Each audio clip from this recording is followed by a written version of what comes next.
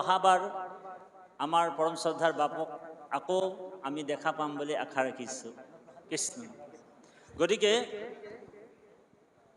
এতিয়া আমি 5 মিনিট সময় আকৌ পাঠৰ মাজত সোমাই যাম। তাৰপিছত আকৌ আমি পাঠ ভিত্তিত অকণমান আলোচনা কৰিম। জয় গুৰু শংকৰ কৃষ্ণ।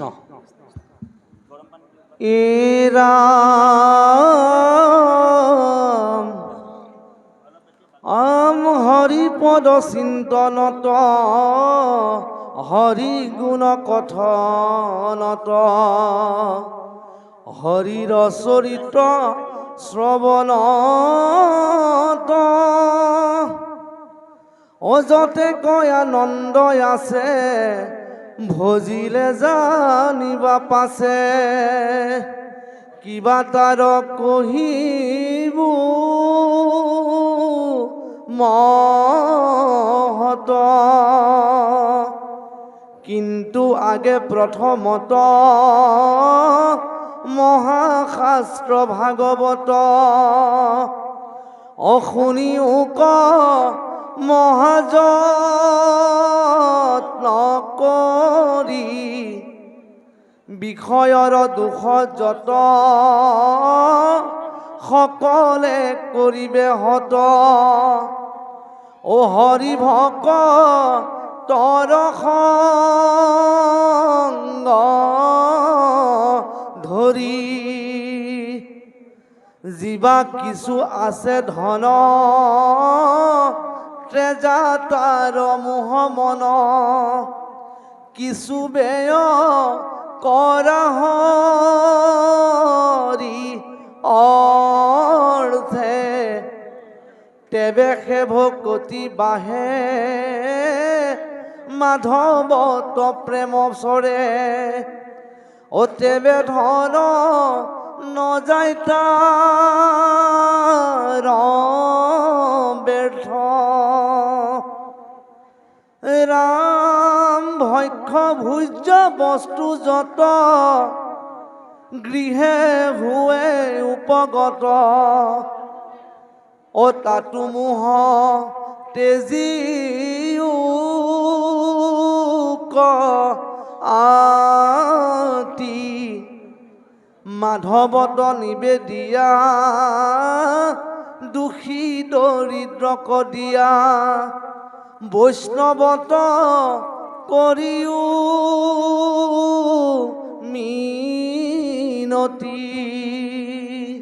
কৃষ্ণ। বাপাই সমস্ত সময়ৰ প্ৰতি লক্ষ্য ৰাখি প্ৰায় 2:30-3টা বজালৈকে ভাগৱতৰ ব্যাখ্যানুষ্ঠানটো কৰি আমিও অকণমান 5-6 দিন হৈ গ'ল আমি ঘৰৰ পৰা ওলোৱা। গতিকে কেতিয়াবা মোৰ ল'ৰা ছোৱালীকেইটা আছিল এই কথাটোও মই পাহৰি থাকোঁ মানে অ হৰি অ ৰাম। আইগৰাকী গৈ কিনি ঘৰৰ মূৰ্তিটোক গৈ কিনি সুধিলেহে আইগৰাকীয়ে যেতিয়া মনত পেলাই দিয়ে তেতিয়াহে মোৰ মনত পৰে যে তোৰ বোলে আমাদেৰ বাগানিয়া ভাষায় বোলে তোৰ বোলে 3টা ছেনা আছে না বোলে তেতিয়াহে মনত পৰে। গতিকে কৃপালু বাপাই সমস্ত গাড়ীৰ পিছফালে লিখা থাকে আকৌ আহিম, কেতিয়াবা আকৌ আহিম বাৰু। 3টালৈকে আমি কিন্তু ভাগৱতৰ কথা কম। এতিয়া পাঠত কৈছে যে কিন্তু আগে প্ৰথমত মহাশাস্ত্ৰ ভাগৱত শুনিও ক মহাযত্ন কৰি। ভাগৱত শাস্ত্ৰ ভাগ আমি কেনেকৈ শুনিবলৈ কৈছে? মহাযত্ন কৰি শুনিবলৈ কৈছে।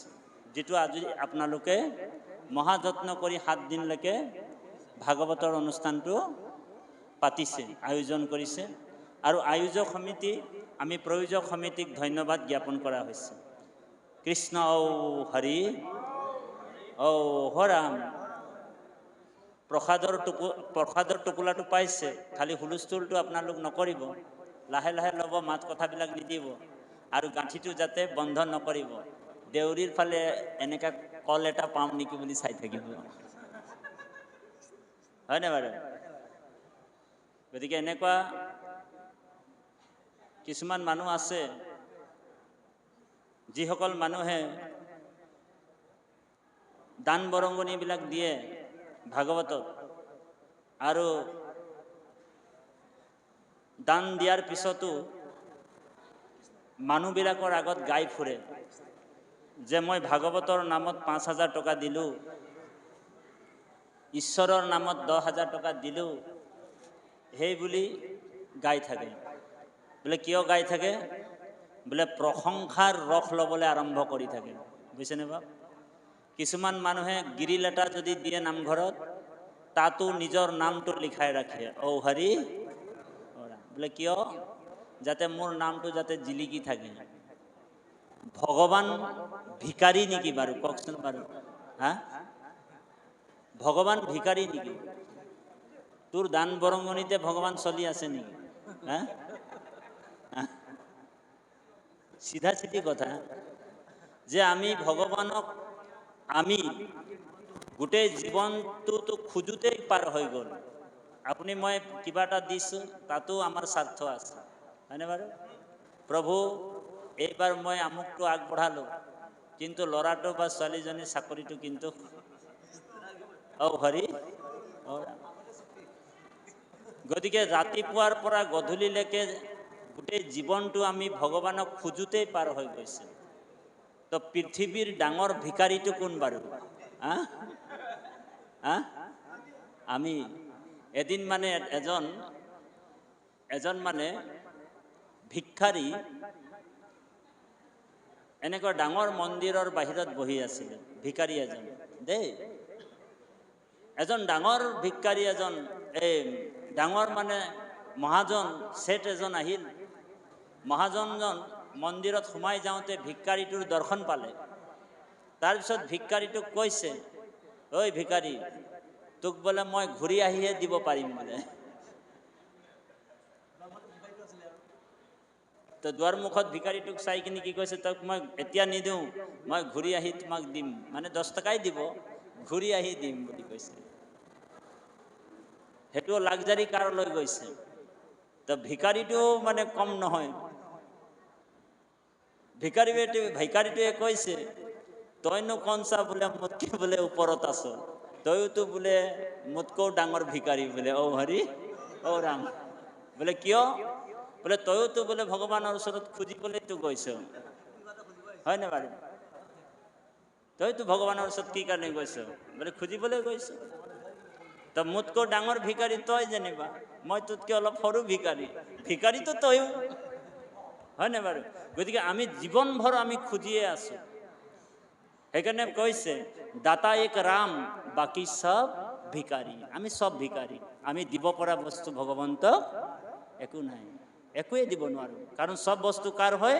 ভগৱানৰ হয়। বিষ্ণু ইদম জগত, এই জগতখন কাৰ হয়? বোলে ভগৱানৰ হয়। ব্যৱেষ্টি ইতি বিষ্ণু, সমস্ত প্ৰাণীতে মই ব্যাপক হিচাপে আছো বুলি কৈছে ভগৱানে। ভগৱন্তক দিয়া সামৰ্থ্য আমাৰ নাই।